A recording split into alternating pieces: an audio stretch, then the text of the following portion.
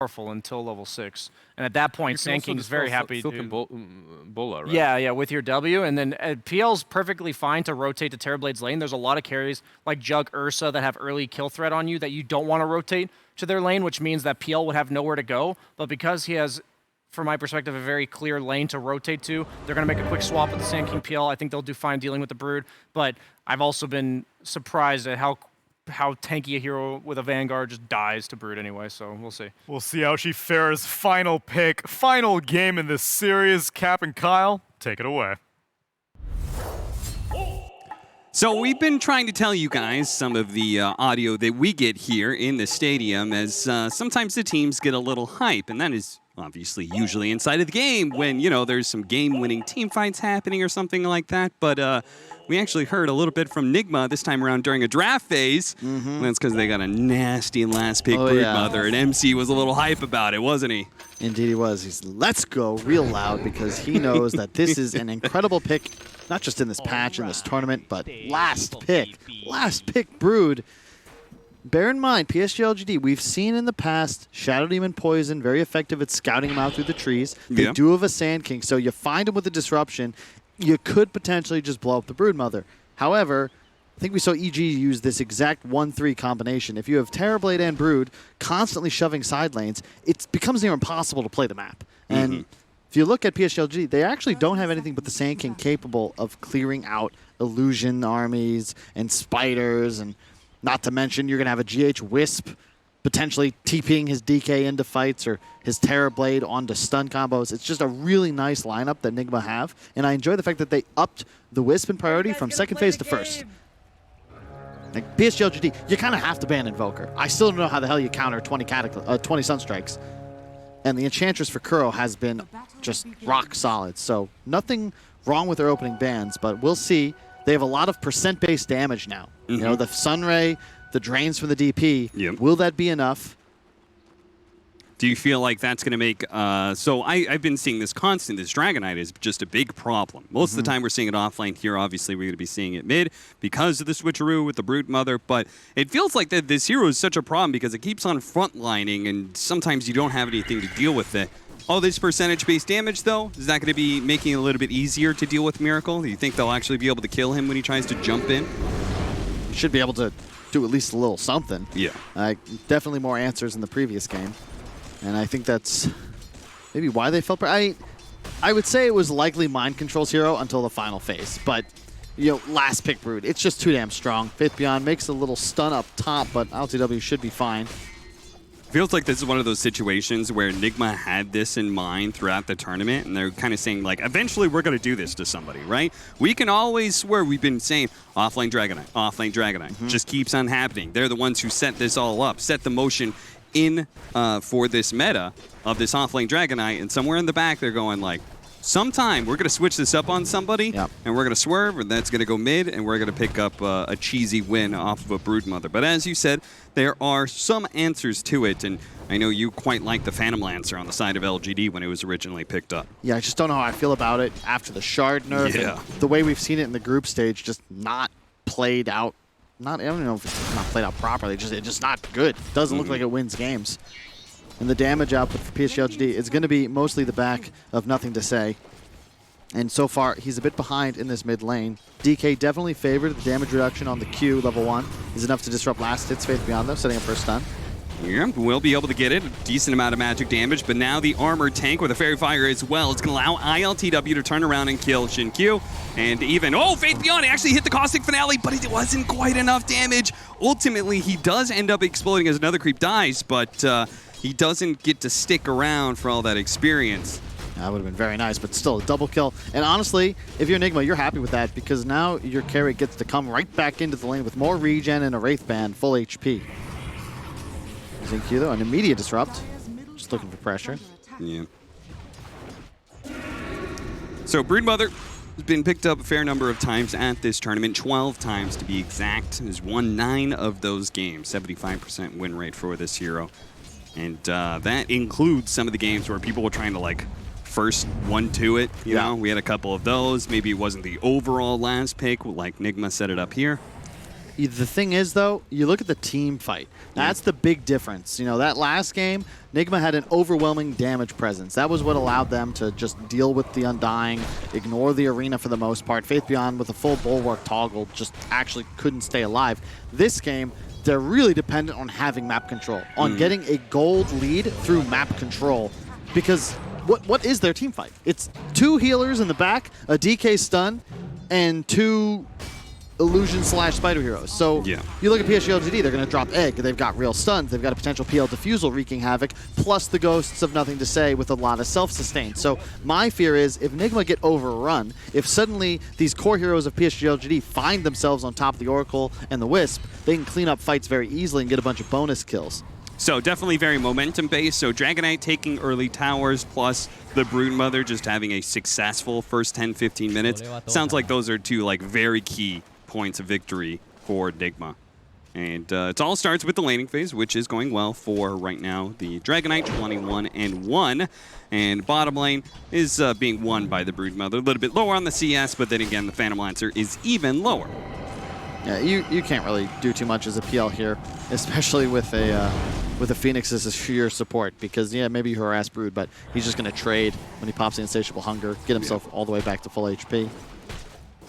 Yeah, maybe that matchup would have been different a long time ago when you couldn't lifesteal off of illusions, but now that you can, not even Doppelganger will stop this Broodmother from being able to heal up. That feels like such a long time ago. Yeah. So many things have changed. Faith Beyond, 2nd level in the Sandstorm, not trying to pick up. I was wondering if he was going to go a 2nd level of Burrow Strike to see if they can pressure the IO a bit more, see if they can catch him out. But no, just focusing on more of a lane-winning farming build for our Sand King. Yeah, it makes sense. Just trying to alleviate pressure, right? I think it was either Aoi or Effie talking about hang on PL. Going for the kill here. Ame doesn't have anything to do here. Nice. So. Yeah, either Effie or I were talking about Sand King as just a tower defender. Yeah. And if he's tanky, sits in Sandstorm under a tier 1, you know, Brood, TB, they actually can't really do much about it. And Miracle in a rough spot here. He's the only real kill threat. It's going to be slowed down by the Icarus dive, and they have the disruption as well. So nothing to say can set up with another round of Spirit Siphon. TP out from Miracle, back to the base while his allies TP it into that tier 1. You know, both teams, maybe top teams, they don't need stuns, Cap, because PSG.LGD, they have 1. I guess Disruption kind of counts. And Nigma, same deal. You've got a root from the Oracle Q. Sure, it can interrupt TPs, but it's DK stun. So they're going to rotate back to middle. There's a nice exorcism right around the catapult wave. Yeah, no, this is a great rotation from LGD. It feels like this is exactly something that Nigma was doing to teams. But it only does about a third of the HP of the tower, and Miracle just running past the creep wave here to start hitting the tier 1 in return. You could see both of these teams a clear objective in their mind. This mid tower being the most important thing on the map. Yeah, but I am concerned for PSG.LGD in their safe lane. That Broodmother is just about to hit level 6 this wave away, and then all of a sudden, I don't actually know where Ame plays Dota. Yeah. Like, you get a few waves of spiders up, Soul Ring spam, what are you supposed to do as the PL? No, this is definitely going to be a big problem at some point in time. Faith Beyond underneath the Sandstorm isn't actually leaving it just yet. Going to queue up the epicenter, going for the kill. Burrow Strike, oh no! It's a level 1 Burrow Strike, so he wasn't going to catch him there. And ILTW managing to heal up off of an early leveling of Sunder. Cute play by Nigma that nets them 2 kills. You don't really see that very often. And using the... Man, ILTW, he did learn a little something in OG. The offensive voice lines have been on point. Using Nothing to Say's own words against him with an aggro Sunder. Yep. And nothing coming from the side of LGD. They do indeed have nothing to say right now. As they know their lanes are in serious trouble with them losing those 2 kills at top and the Broodmother taking over the bottom lane. The Sand King is now going to rotate down there. But the problem being, Kyle, anytime I see a lineup that only has 1 counter to the Broodmother, I feel like you've lost. Now, I'm not going to say LGD is exactly that, but it's pretty close to just that, because Sand King, he's going to Sandstorm underneath this tower, protects the tower, right? Well, Mind Control controls everything else exactly, in the lane, and right? that's the trouble. It's not like you have Sand King, yes, you have a stun, but you don't actually have offensive chase. You don't have kill threat on the Broodmother. Typical heroes you like to play against Brood or Bat Rider, Beastmaster, Kunkka, because you actually can point, click, kill. Sand King, he's just going to get backlaned. Yeah, you'll trade farm, but to your point, MC is always going to get more out of the map, and he forces the one stun of PSG.LGD to be visible in lane under his own tower. That's a good read, though. They did block the hard camp themselves with the sentry to limit the Broodmother's farm here. Another TP away. It's beautiful. They see Sand King. Like they see the Sand King. He can't be there to interrupt TPs. If you disrupt to open, he's going to TP away. It's child's play for Miracle. At the same time, do you think that PSG.LGD is that upset with that? Because if there's no Dragon Knight, then there's nobody who can stand in front of this tower. Yeah. And they are going to get it with the Exorcism pretty cleanly. Yep. That's a good point. I think Miracle may regret he went base instead of to the tier 2. Probably could have not saved the tower, but at least alleviated some pressure. But up top, the Terrorblade's already taken the tier 1.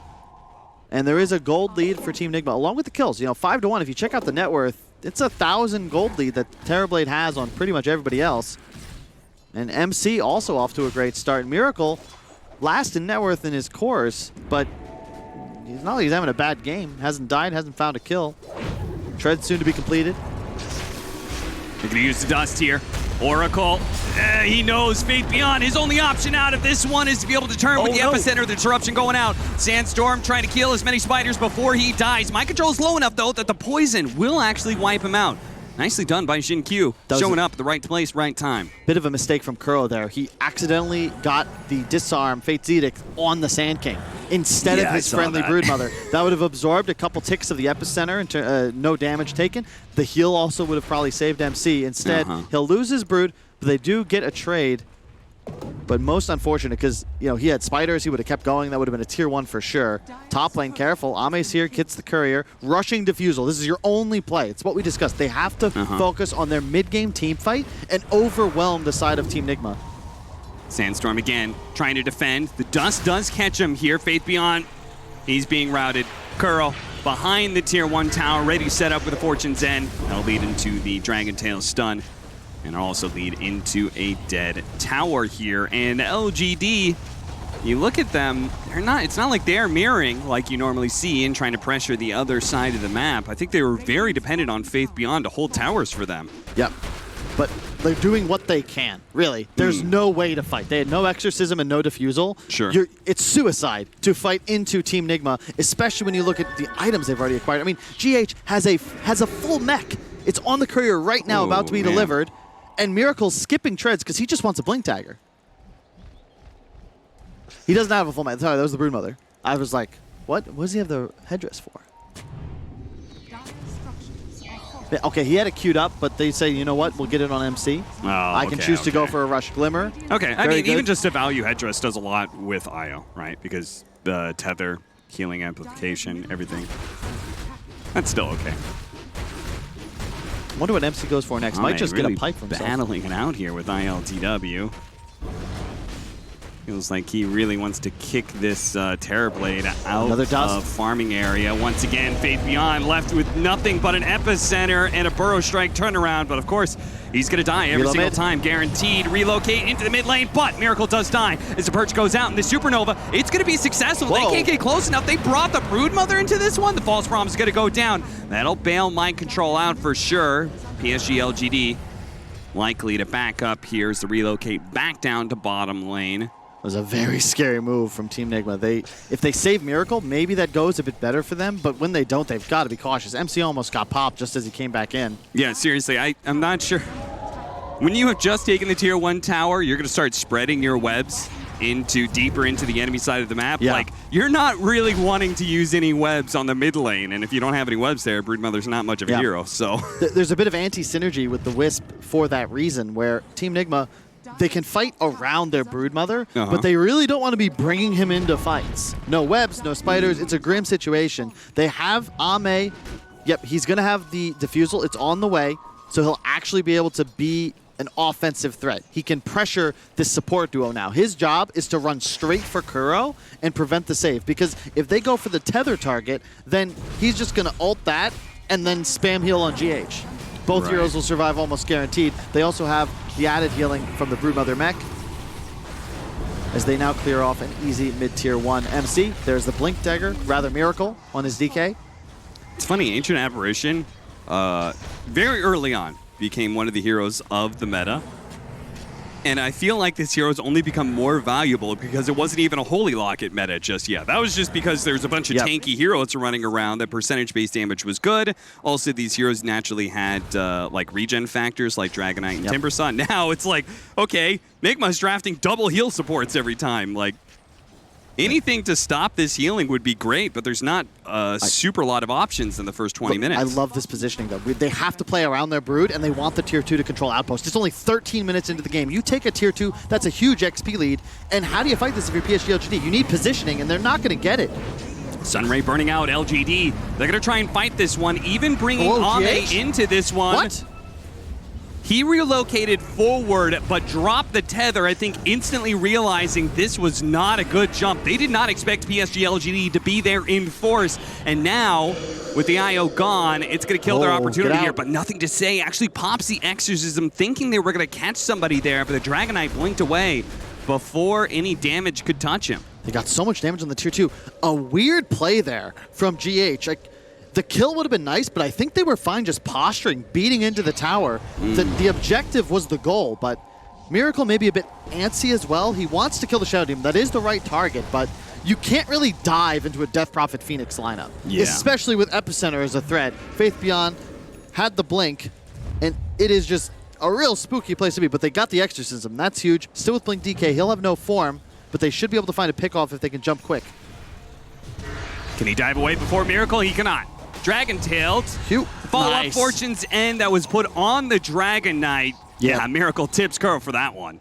That was really well set up, man. They are just great Dota from both teams. Only a 1K gold lead.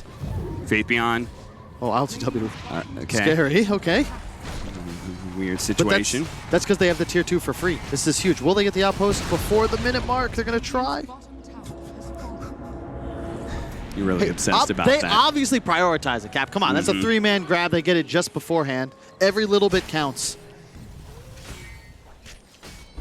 And GH just kind of hovering around now, doing Wisp things. Mind control with the very early Greaves. The sustain on Team Nigma is nuts right now. And to win a fight, PSG.LGD, they've got to somehow exploit the backline. They need a Blink stun with PL immediately going in. Nice heal to save the creeps. You can see the Sandstorm still deals with the spiders very effectively. MC's got to be cautious. Now an Aether Lens on the Shadow Demon. Very effective tool against the Terrorblade. Just take your own illusions. And then have an illusion battle. It's not an illusion. And Shadow Demon. Gonna be caught. Faith Beyond intercepting though with a Burrow Strike Epicenter follow-up. They see GH. They want to be able to kill him at the same time. Miracle's a good target. Supernova on the high ground. Miracle turns around, trying to deal with that, but his only ranged hero, he will not be able to kill this egg. It successfully explodes. GH with the relocate out, denied by the Burrow Strike. ILTW will get burned up in the fire and flames as LGD punish a huge overextension from Nigma. Oh, this time it's their turn to collect free DDs just outside of the Roche, but yeah, take a bottle. They're going to walk right in. What are you doing, Team Nigma? You can't. We saw that in the last game. The only way they lost a fight was a high ground tombstone. This time, Innocence just places his egg there. They can't kill it. There's 4 heroes surrounding it, but they get roasted. At Broodmother, he's bottom. What happened to play around the Broodmother? Yes. All right, let me just tell you, Kyle, new Broodmother was interesting to me. I was like, all right, I'm going to learn it. And the biggest problem in pubs, telling my allies, I'm not a hero that chips away at the Tier 3 towers and rats anymore. I'm a team fighting hero, and you have to play to my side of the map as much as possible. It wasn't needed. Like, look at this fight. There's no way to win this. They don't even have the Exorcism. Perfect dive into egg, though. Yeah. They have a ward, but they just can't kill it up there. You can see, they know. And the positioning, it's just GH, once again, he's so far forwards. ILTW, he commits because he's a team player, but, you know, once again, Nigma, they have 1 stun. If TB isn't there to deal damage, Miracle, he's Brown Boots Blink. He's not killing an SD by himself, and there is no Broodmother. I just, boggles my mind, they're playing so well, they just throw away their lead. I think they also had meta coming up in that team fight. I think I saw ILTW had used it, but it was at the end because he was in melee form and the Supernova went off. So that just means they don't have a timing for still another minute after losing a team fight like that. Yeah, that's got to hurt a lot, Kyle. Indeed. They have the Nether Shawl. It's quite nice. Probably the ideal Terrorblade tier 2 item at this point because he's against so much magic damage and he has so much base armor. But this is spooky now. I like the build from Faith Beyond. He's got the Force Staff post Blink. He'll go bots next to deal with MC's split push, and suddenly things get really dicey for Team Nigma because once again, they won't have that team fighting edge. They have healing, they have map control abuse. But right now, PSG.LGD, they're acquiring tools to deal with the split pressure. There's one of them. Forces the Greaves once again to save the Spider Army, but that does mean he has to retreat. PSG.LGD, they're making plays. They've got Exorcism in 20, but they don't even need to kill Kuro. Yeah, they're going to be able to find him for free as he stumbles up into the high ground and runs into 3 LGD heroes. Mind Control trying to do what he can, building into a pipe, but again, until he gets to level 20, when you get the Spider talent, like then you're better at being able to hit the tier 3 tower, but before that, it's just rather slow. And you got to keep in mind, we discussed the issues that PSG.LGD would have with Broodmother. It's actually worse for Team Nigma and the Phantom Lancer. The issue with this hero is when it gets somewhat lost in the mid game, but at this point, Diffusal Sanjanyasha, I don't care that he's 3rd in net worth. This will be the strongest hero in the game at 30 minutes. And right now, they've taken the enemy tier 2. That means outpost control comes back to them. Faith Beyond pops an epicenter just to farm up some spiders at 185 CS in only 19 minutes. Not bad, but I'd say at least half of that is thanks to MC. Bot's almost done, especially if he sells the Quelling Blade, so he's probably thinking to himself, this is okay because he needs that to be able to join his team. Obviously, really needs him being, you know, the only stun. Yeah. So he has to both be able to defend against his Broodmother and be able to join his team at top for team fights, so. And I just, man, win or lose, nothing to say has been incredible all 3 games of this series. Just no deaths on this Death Prophet, maybe one poor Exorcism, but other than that, he has just been on point. And a great smoke now. They're looking to find the Brood. This time around, they're going to catch that pushing Broodmother. Nice Burrow Strike lead off. Phantom Lancer getting there. Managed to inhibit him, so the Mind Control is going to be slowed down. The relocate away. GH is going to be silenced. Nothing to say. Puts a stopper on that one. Both the supports denied their life-saving ultimates. And as they get burned out, ILTW blowing everything he has to try and turn around, but it doesn't make a difference. Just beautiful pinch. They find the Broodmother. If that egg doesn't go off, maybe it's a little difficult, but you could see, just again, Innocence, the perfect swoop. In the middle of it, pops the egg, the added damage. Suddenly, Nigma, you can't commit, and unfortunately, with Brood targeted, like, there's no damage. He's mostly sustained. The 2 supports don't offer much damage. That's a Dragon Knight with just a Blink Dagger. He's no damage. ILTW, he can't do it all by himself. He's fighting into an Illusion army, the Drains.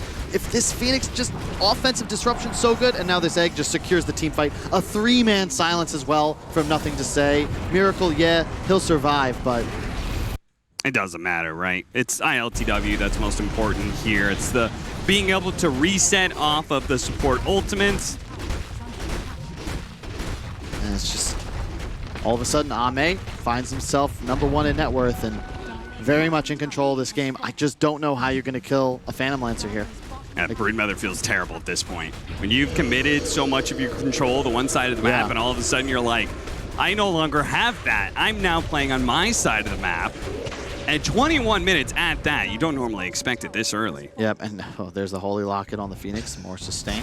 But, you know, in a different style of play, you know, if Miracle went for the no-one build, a double bracer Radiance, right? Yeah. Maybe things feel a bit better. You know that, hey, we're going to have this secondary scaling core that'll actually start to deal a lot of raw damage later in the fights. But, and it's not to question, you go Blink to play with the draft. They had a different idea in mind. They have an early timing, no doubt, right? This Broodmother DK lineup, you're supposed to be winning at 25 minutes, so he shouldn't be going for a later game build, right? Exactly, but I just think it all comes back to that one fight around the high ground egg. Yeah. Away from MC, who rushed Griefs. This amazing team fight item, he's not present, and it's not his fault. As you say, he's a Broodmother.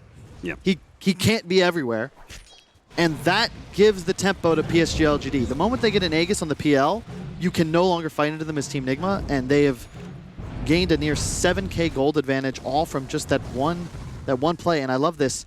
The Sunray, remember we learned about it, or at least a couple of us did. When you get the shard, you get a Sunray during egg. So it refreshes, you're in the egg, you cast Sunray. And when you pop out of the egg, you'll have another one. The added healing, 35% thanks to the locket. When he pops out, he can also then just heal somebody. So Nigma, you got to either kill him or the egg. But again, that dreaded high ground. Smoke it over. Oh, managed to dive away just in time. Why? Getting a good sunray out. Jin-Q gonna be safe. He turns around, immediately perches up. There goes the supernova. They're gonna come in. Can they kill the egg fast enough? They will. Epicenter coming in, but Faith Beyond it. As soon as he goes in, he immediately goes back out. But still, they have to deal with this damn Phantom Lancer, and that false promise. He had built up a heap of damage. And this Ame Phantom Lancer is totally untouched. Nice move by Mind Control up to the high ground before he TPs away. But again, disaster, disaster, disaster. That is what these team fights are spelling every single time for Nigma. They lose 2 cores and now a support. They have detection. Oh, no mana for the ult. Okay, he got enough in time. They kill the egg, but it takes so much of their resources. Yeah. And Ame, nearly a full illusion army. They got the ult off an LTW. You're going to see it as it occurs. Why? Just a nice dive, tons of damage from the Sunray, full spirits out, and now you've got an ult LTW just to be able to finish the egg. But Ame, nothing to say. They're untouched. That's a 5 position. It's a 5 position Phoenix. And that's your only real, like, that's your main target. It's just so easy then for the DP and the PL to do as they wish. Yeah, it's funny how, like, the 5 position, his quick reactions and being able to dive away is the biggest play of that team fight, right? Yep.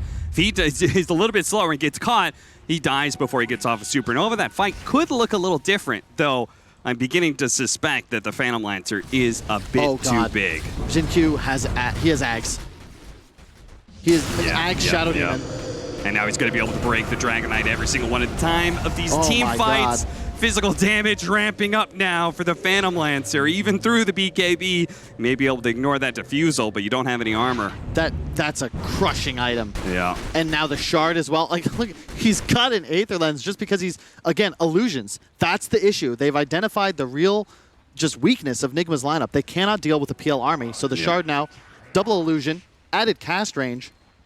As long as they have illusions in the fight, like, that's that. And right now, SD effectively just deletes Dragon Knight the entire game. Not break plus an extra 2 ultimates. I don't know what you do here.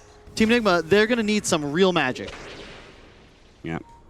The Nigma booth gotten real quiet since that's what they thought was going to be the big draft advantage that wins them this game 3 and moves them up to the upper bracket finals. But instead, they're getting dropped down to that lower bracket rather early, and that hurts their chances of being able to go to TI again. They need to be able to make it all the way to the grand finals. So having this extra life was so important for that journey. Oh man, and the hardest road. They had to beat Virtus Pro, a tournament favorite coming in. They now find themselves against PSG.LGD. And do you know who they play if they were to lose? Do you know who the loser of this series has to go play? Who? Runner-up from the last major, Evil Geniuses. Yeah, that's a rough one right After there. beating IG in the wildcard tiebreaker. Yeah. Like, how many final bosses do you have to beat? What is our build on Broodmother? So I was thinking about this. The build-up? Yes. Okay, there we go. He's going the Shard. I think maybe he needed that earlier. The Shard being able to give the AoE miss percentage chance, so when the Phantom Lancer ever doppelgangers, you use that against him, puts the 80% miss percent chance on him and all of his illusions. It's a huge way to be able to play against illusion heroes. Okay. So that's a good point. Really need to see that item picked up soon. Doesn't kill them is my only concern, Cap. Oh, yeah. They're still going to be there, and they're still going to be doing things, but at least it can mitigate the damage a bit. Crow's in some trouble. Yeah, he's dead. And that's why you pick PL. As soon as they saw the Oracle, it's rough because it's so hard to play against him, yeah. You don't have any way of actually dealing with them, and he can non-committally pressure you, right? His real hero wouldn't even have been necessary, theoretically. And now they just camp the pit. Roche up 20 seconds. Miracle trying his best to split push. He does have a BKB closing in on the Aghanim Scepter. Okay, so that'll help. Yep. We'll have a little bit more AoE damage. Yep.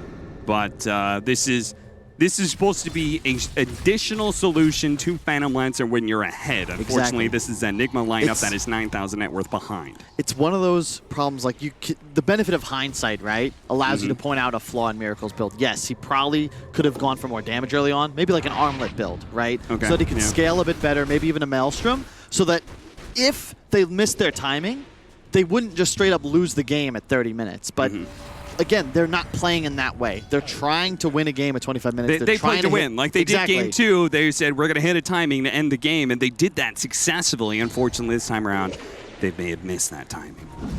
It definitely feels that way. Into the pit goes PSG.LGD. Wow. Really tough to contest it. Yeah, I have to imagine that well, maybe one of their ways back into this game was contesting Roshan, but apparently that's not the case here. So maybe Nigma are looking at a longer, drawn-out game as their best opportunity to be able to bring the comeback here. And it's possible. Like, net worth only really tells half the story. If you want to toggle hero level for me, you'll understand the big issue is that right now you've got 2 PSG.LGD cores with their level 20 talents, and the supports even with a huge lead. The Phantom Rush range is amazing against heroes like Oracle and Wisp. And he sees you, he's rushing at you, and 5 seconds later, you're dead. Yeah. And now an Arcane Rune and a Shiva's on Nothing to Say. That's also what Faith Beyond has queued up. They'll have 2 of them shortly. And, you know, another thing that Shiva's gives you nowadays, keep in mind, reduces all heals, regeneration and lifesteal by 25%. So always with these tools and reducing healing, which is effectively the entire Nigma lineup's draft concept, is out sustain. Yeah. Sad part is Miracle. There's a chance that he gets to his Aghanim Scepter before he's even level 18. Nothing to Say is going to go ahead and cripple this little split push thing that they got going on at the knees by being able to cut one of the creep waves, while the rest of his team is pushing forward with a smoke. Oh, they saw that, though. DK form popped by Miracle. MC doing what he can, the Micro Master. He's just trying to keep PSG.LGD's creep wave away from his base. But yeah, they have keeps one on creep. pulling him back with all these spiders. They're going to pop Exorcism. That creep died, though. They need this wave. And it's coming now. Exorcism still out. Still backdoor. That was an Arcane Rune, keep in mind. They'll have another up shortly. Backdoor protection now down. The creep wave's here. The tower falls very quickly. Glyph is going to go out. PSG.LGD, though, not exactly resetting. As you could see, Ame sending his army of illusions forward. The Glyph is now gone. Exorcism will help them finish it off. They're going to keep this going. Immediately Doppelganger to remove that reflection. Hitting the melee barracks. Nigma, they're again just trying to cut creep waves. They are desperate for any way to be able to stall this game out without taking a team fight. This is not going to happen. The melee barracks, one hit, and there it is. Ame manages to claim it. And now they will start retreating. Yeah, I mean, Nigma did everything they possibly could through all resources, save perhaps a kitchen sink, at PSG.LGD's creep wave. But as you can see, they're relatively ineffective at actually hitting heroes. They were just kind of delaying the inevitable. That Rax was always going to fall. Ame's just far too tanky. The Satanic for the cleanse and the added sustain. He's just 20. It's tough. He has Aegis still for another 2 minutes. They're just going to walk top, and there's a creep wave ready to go. They had that Arcane Rune on the DP, so he has ult up in just 10 seconds. Yeah, LGD's like, you want to talk about timings and pressure? How about this one, Nigma? We're going to go for a second lane of barracks. See what you can do about it. Yeah, immediately. They have to fight through double PL. Second Exorcism. I mean, they're just sitting there watching this happening because they can't really formulate a good way to take this fight. Miracle's looking for an opening here. Watching him, Spider Legs up through the side. He really wants to be able to catch the Shadow Demon or this Phoenix, but Mind Control's in some trouble. Zombie's beginning to chase him down. Now they're going forward. Miracle's going to attack the back line. ILTW pushing for Jin Q, but a disruption. That's going to be able to buy him a little bit more time. Now the Supernova going off. They do manage to get off a Sunder onto Nothing to Say. They're dealing with the egg at the same time. The egg does explode, but ILTW needs to be able to get a relocate back to the fountain. He does live. A buyback now for the IO, but Miracle is in so deep trying to kill that Shadow Team, and Jin Q lives through it all. He dealt with the initiation, he stalled it out with the disruption, and he lives through the end of it. Now they're just the PL illusions. You can't deal with them. Really, I was going to say, PSG.LGD, their supports are so far back. Miracle, the reason he was furiously farming was to get the Aghanims. Yep. Maybe the cliff walking will allow him to position to get the SD, but you can see they just didn't have the damage. And the splash is not enough. The illusions are too tanky. double Shivas on the side of PSG.LGD. They're just going to rinse, repeat, wait for the cooldowns. Jeez. And Xinq, he is just enormous. It's hard to find like the MVP of this PSG.LGD lineup because when they win games, it just feels like they all understand their job. They are playing just near flawless Dota 2. Yep. And if you're Team Nigma, at this point, you need a miracle. And you already have one on your team, and he's not enough, so. What's the shard do on Shadow Demon? I've forgotten about that one. Oh, that's right. You can cast it on allies. Nice heal. Pretty good at dispelling, I guess, offensive Fate's Edicts and Reflections, and the damage reduction from DK's Fire Breath, and Silken Bola from. Okay, it's pretty good. Yeah. Yeah. You just put that on Ame. I mean, they'll know what's real, but so what? Yeah, even just the heal is kind of interesting idea. That's for sure. I haven't actually seen that one in action yet. Well, you got 3 of them, and only really 2 great targets. Sure. I think. I can't remember. I had a discussion with Insania, I think, about it. SD versus Oracle relationship. See, queued up a. Whoa. I mean, this game. Where did he It get felt the like gold? it was lost, right? You needed an all-in play. Okay. This might not be over just yet. Top net worth is still Terrorblade, and it's a little deceiving. It's a 15K gold lead, but check out the supports of Team Nigma, right? A lot of the gold they're behind is on the support relationship. Yeah, the cores are still pretty close. They got to get back to base, though. Throwing out that Silken Bola, trying to slow him down. You can see the mispercentage chance is doing something here, but it really feels like it's just delaying the inevitable. Now to Doppelgangers, Miracle jumping forward, going for the Death Prophet, immediately does get the disruption though. They do have the Fortune's End going after, okay, no, they're gonna have to back up here. As Ame, they're trying to deal with Ame right now. The False Promise is gonna be used on the IO. Oh no, ILTW got bursted down. There goes the Divine Rapier. That damage happened quick and fast. So much magic damage. It overwhelms Team Nigma. It overwhelms ILTW. And Mind Control, rather, will play out his life on top of the throne. GG is called. LGD, they are moving to the upper bracket finals. And they certainly deserve it, Cap. Like, just a great series. The Rapier comes out. A lot of oohs, a lot of ahs. Probably some chat spam, but that elation lasts only about 30 seconds because ultimately this PSG.LGD lineup, it's just, they're too strong. They have no answer to the PL. Doesn't matter how much damage you deal. If you can't stick to a target, they had just the 1 stun on Miracle DK. In this grand chess game that was LGD versus Nigma, would you agree that it felt like LGD did get a slight advantage in draft in both game 1 and 3?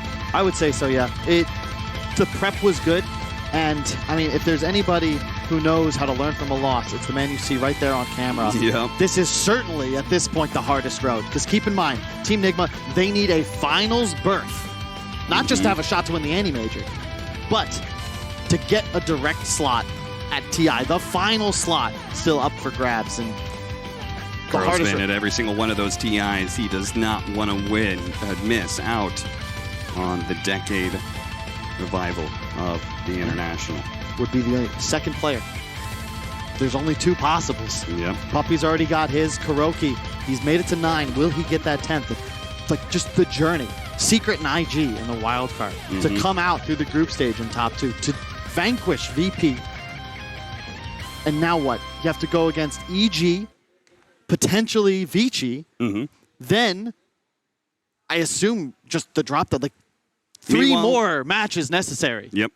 Meanwhile, LGD, of course, they're already secured, but they're looking to be able to go to the grand finals of the Kyiv Major, as they are looking hot right now. Into the upper bracket finals, they will match up against the winner of T1 or Quincy crew, and I have to say, they're probably the favorites for that. In fact, they're probably the favorites for the whole tournament right now, because they look so damn good, Kyle. I mean, it feels like this team, they may have gotten 3rd at the major from Singapore Major, but I felt like I thought they were actually the strongest team going in. I was surprised when